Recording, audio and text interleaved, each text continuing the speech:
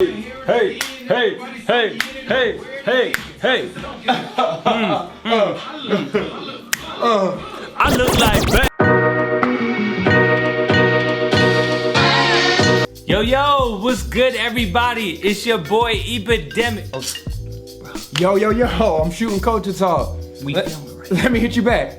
Alright. Damn, Mike. Yo, what can I say? I'm Hollywood. This dude, yo. What's up, everybody? It's your boy Epidemic. It's your boy Mike French. Welcome to Culture Talk, episode 11. Glad to be back. We missed you guys, man. We both been on a little hiatus. What's up, man? Good to see you. For different reasons. Yeah. Hot boy summer. It's been a hot boy summer. You know? Hot boy summer, we up though. So first of all, we want to thank you guys. Last episode, we wanted to hit 100 subscribers, and we have. So thank you. Yeah, thank you guys for the support, just rocking with us. We really appreciate it. The likes, the comments, man. We appreciate it, man. Yeah. The feedback is always great, man. And we got a lot to talk about today. The culture has been bubbling. It's been bubbling, man. You know we've been in a hiatus, so we ready to jump right back into it. Okay, the first segment is Lit, Not Lit. The Democratic... The debate edition. The debate edition, man. Let's do it. So this was the second debate that happened. It was broken up into two parts because there's so many candidates. 24 candidates, man. Oh my it's like God, a whole man. classroom full of these guys. So we gonna do Lit, Not Lit. Okay, so first one up is Bernie with the shade. Check out his highlight. What do you say to Congressman Delaney? You're wrong. Throw your hands up, but you haven't. Whoa! Yo, Bernie trying to go off, man. He trying to check him. Bernie kind of snapped, low key. He got kinda snapped, you know? Okay, Lit, Not Lit, his performance. I think Bernie's performance was lit. You know, Bernie came with the energy, and I'm a fan of his progressive policies, so his performance was definitely lit for me. I'm gonna go not lit. I think that last elections, he really stood out, right? Like, a lot of these ideas that a lot of the candidates have now taken on and put in their plans, like Bernie was the first one to really push them. He kind of sounds like an old, like, cranky man now. You know what I mean? Like, a lot of his positions. So basically, you saying Bernie has the clout. So now that he's influential, dude, everything that he was talking about last election cycle is now a part of the... let me finish. Right. He sounds like angry and bitter when he says his policies, right? And like, when I look at Elizabeth Warren, or I look at a lot of the candidates that have similar policies to him, like, they say it with excitement. They say it as like they're hopeful. So not lit for me. Next up, Elizabeth Warren with the G-check. The G-check. Check out the highlights. I don't understand why anybody goes to all the trouble of running for president of the United States just to talk about what we really can't do and shouldn't fight for. Wow, yo. Liz kind of sunned him, didn't she? Yo, she really sunned him. What's your thoughts on that, lit, not lit? Yo, or her I thought overall performance. I thought that she had some good moments. Overall, you know what? I'm gonna give lit. First of all, I don't like this whole like mantra she's going on like, it's the big bank's fault, it's big tech, break it up.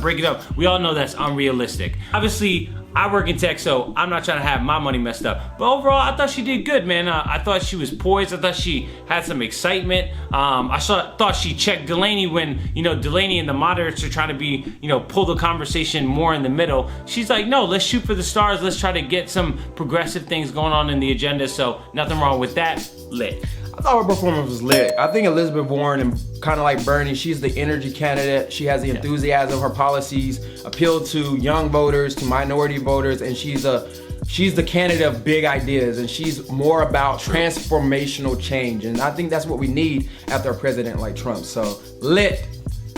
So next up, our spiritual guru, Marianne Williamson, talking about reparations. Check it out. There is an injustice that continues to form a toxicity underneath the surface, an emotional turbulence that only reparations. Thank you very much. Senator Sanders. Yo. You know what She's that one preaching. is. You know what that one is. Lit. Yo. So lit. So first of all, I love the fact that she talked about how the emotional undertone of the U.S. is really getting to a point where it's really about recognition. And I think a lot of the candidates are taking reparations as that like signifier of we acknowledge the struggle that African Americans went through in the slavery time, right? And I don't know, listen, I'm gonna leave it up to everybody. I don't know if reparations is the right vehicle to have that acknowledgement, but it's a strong note. It's finally like, I think a lot of problems that we have in America is because we don't address it. Like our school systems, we, pass through slavery in like 2 pages in your social studies book, right? Like there's no acknowledgement at any level, and I think that builds a lot of resentment in African Americans. And I love that it's toxic, man. It's toxic.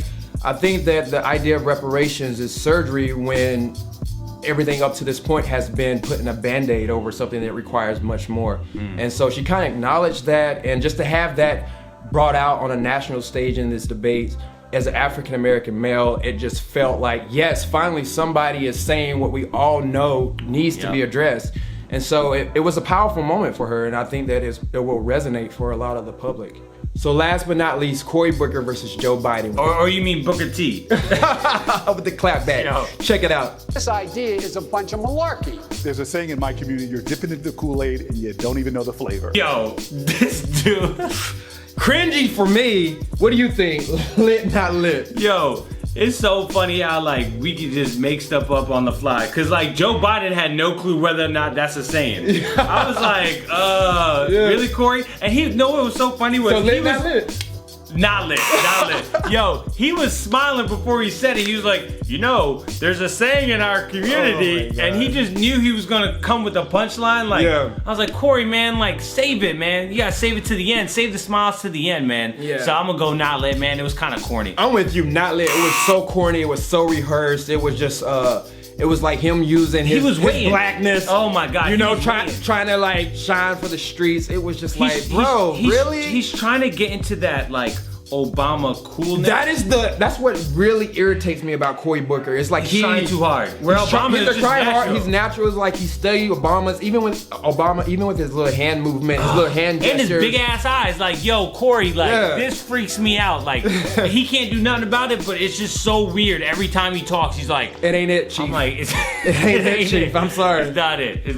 Okay, everybody, next up is Culture Spotlight. And for this week, we're gonna shine a light on A$AP Rocky. If you guys don't know, A$AP has been locked up on charges of assault in Sweden. There was a viral video that went out of a man, it was unclear, a man was harassing him, and there was clips of A$AP and his team telling him to like go a different way. Begging him to leave him alone. Begging him to go away. All of a sudden there was a scuffle, A$AP got arrested, and since then he's been in prison, and now he is on trial. And so this really goes to, a bigger topic of traveling while black. And I'm just curious, first of all, just to get your opinion on A$AP and the whole case, and whether or not you think he's being treated fairly, and do you think race is a big part of it?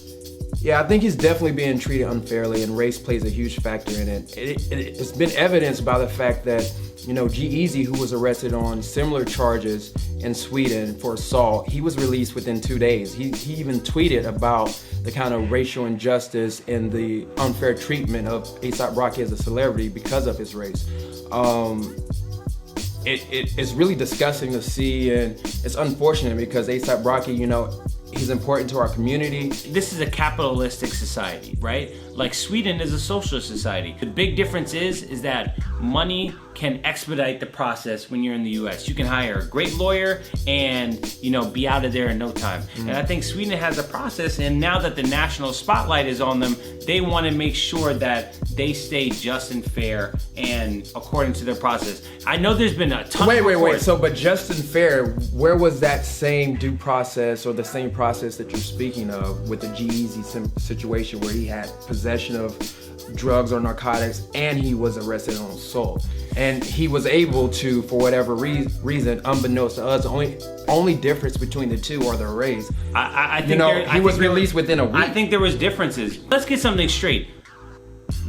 A$AP and his team put their hands on this man. There's video that goes viral of them putting their hands on this man in Sweden, right? So once that goes viral, like there's more pressure on the Swedish government to like do something. Like, this guy G-Eazy, he may have done whatever, but I'm sure there was no videos, you know what I mean? Like, it didn't go this viral because I didn't even hear about that. And so I think there was a different pressure on the government, and we do that all the time in the US. Like, if there's a viral video of something, like, and the spotlight is on us, we're gonna try to send media a message. coverage of anything. There's media message, and so I think, you know, just tips when you're traveling while black, you know, first of all, just Google the laws. Google the laws of the country. Make sure you understand them, just in case you're ever caught up in a situation. I would also just, you know, also be very, very conscious of like where you are. Just like in the US, like, yeah, like Europe is a different country, you know, like definitely, they all have different views and different practices and definitely being black while abroad is.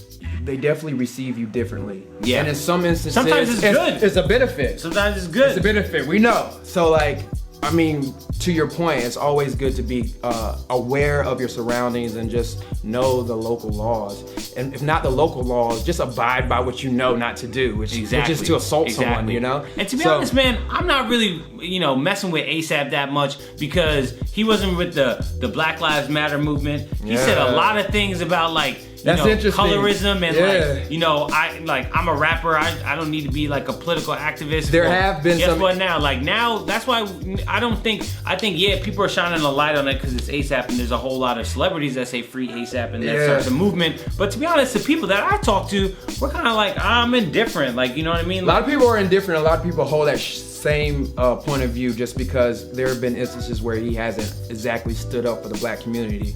And now the black community is called upon to be his like support and backbone. But like, I still believe time and time again. We've seen injustice is injustice is injustice. Evil is evil is evil. And so if there is, but we don't know if there's injustice going on right now. What? They could just be sticking to their regular proceedings, and we just want them to do something else. Just on the optics of the situation, there was a white rapper who did similar actions, and he was released within 48 hours or maybe a week tops. And he's been in jail for over a month, and now he's on trial. So that is enough for me to say that there's injustice. So, all right.